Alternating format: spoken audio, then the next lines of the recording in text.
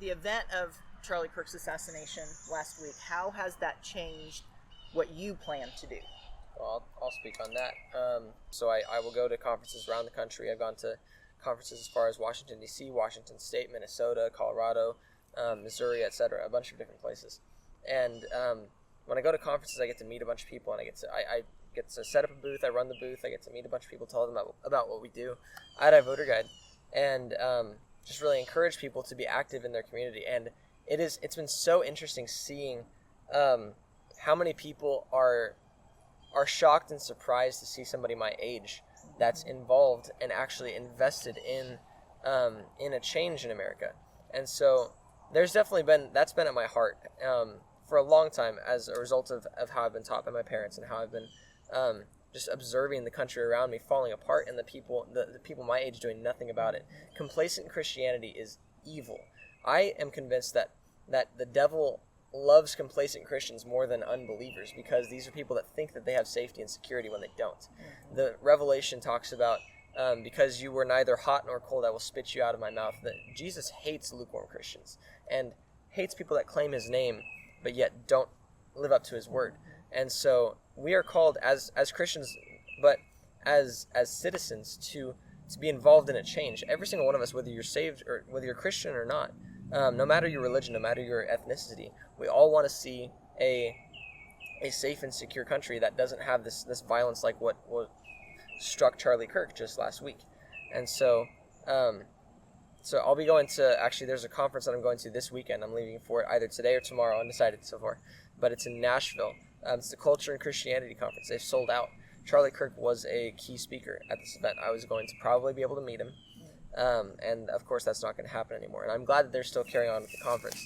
But it's a big deal, and it is something that we need to have at our heart, is that just because you lose an activist or you lose somebody that is outspoken like Charlie Kirk was, the cool thing, the amazing thing about Charlie's mission and what he did for this country and for my generation is he not only did he make a difference, he inspired thousands, if not hundreds of thousands of leaders around the country, around the world. There's people, there was I think a 2 million person march in London in Charlie Kirk's honor. There was rallying in Sydney, Australia. There's been rallying in Germany. There's so many places around the globe, not just in America, that Charlie his influence has made a difference. And so for myself, our generation has been, Gen Z has been in training camp, in boot camp for a while, knowing that the fight is going to come to us, and knowing that we are going to have to step up to the plate and we're going to have to take a swing, because we've known this is coming. We've been training for this for a while. Well, the fight has now come to us. This wasn't just an assassination of some random guy that would go to colleges and speak. This was an attack against America's youth, and this was an attack on my generation. Charlie was a guy that was, through his faith and through his morals and through his beliefs, he was encouraging debate, encouraging just simple conversation. Debate is supposed to look like two parties in search of the truth, not right versus left, not this person versus that person. It's supposed to be, what is the truth in this, and how do we find it in the most humble way possible without attacking one another? And that's where the left totally leaves it in the dust. You see, look at the decline of the Democratic Party in general. Back in JFK's time, it was not what my country can do for me, but what I can do for my country.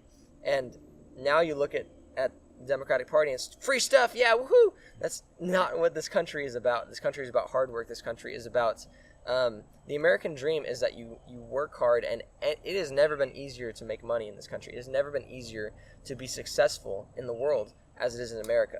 So many people take that for granted. I talk to friends and just people all the time that are struggling to find jobs or something, and it never is really a lack of opportunity. It is a lack of creativity. I look at kids nowadays, especially in the public school system, they're constantly cheering for their sports team. There's these rivals, and I even see at like rival schools where there will be actual violence that will break out. That needs to be seen as unacceptable. And I feel like it is spoken about as unacceptable, but it's just a broken system.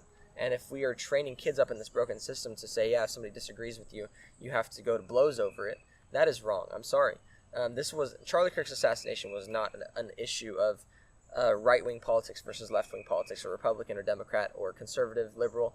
It was not about any of that. It was about simply somebody who was speaking their mind and being silenced. It was about free speech. It was about simple evil in the world. And I believe that a lot of people can at least acknowledge the existence of evil because we see things that we are disgusted by. And that is evidence of evil. There is so many things wrong with that picture, yeah. Well, to call this evil simple, I think would be to do it a disservice. Because this is what I want all of us to understand about what just happened. I bring up Charlie's Christianity because that is the central point of his life. That's what he wanted everybody to remember him by. But conversely, that's also why he was killed. The Bible tells us to expect persecution. They killed our Lord. Of course they're going to go after us. There shouldn't be any surprise when it happens. And to that end, I am a little bit disturbed by the reaction to Charlie's death because it has been a lot of surprise. When I heard that he had been shot, I mean, it's tragic, but I can't say that I was surprised. It didn't really change anything about my methodology, about what I did, or my goals regarding politics or anything around that space, because I already understood from the outset that we are in a world that is hostile to us. That is the nature of Christianity. That is the nature of believing in God in the first place. Charlie's death wasn't just a political statement, for sure. It was a spiritual one by the spiritual forces behind the people that pulled the trigger. So yes, political violence is evil, but it comes from somewhere. And that somewhere isn't just men. Again, spiritual warfare isn't an abstract concept, and I think that's really what Charlie's death does for all of us now, or at least should.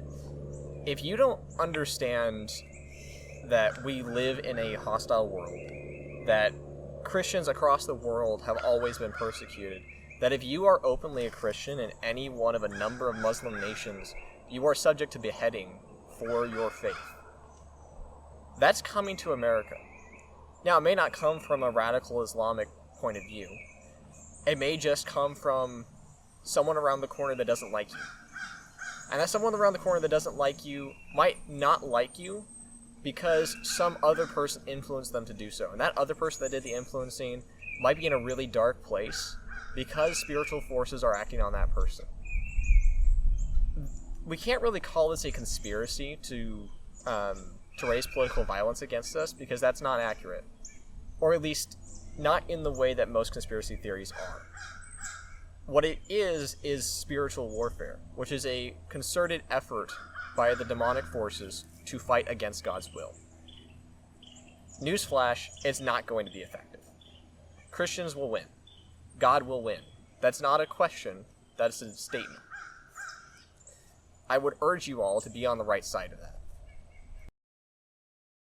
Vote for Melissa Beckett in the March 3rd Republican primary. Political ad paid for by Melissa Beckett for Texas.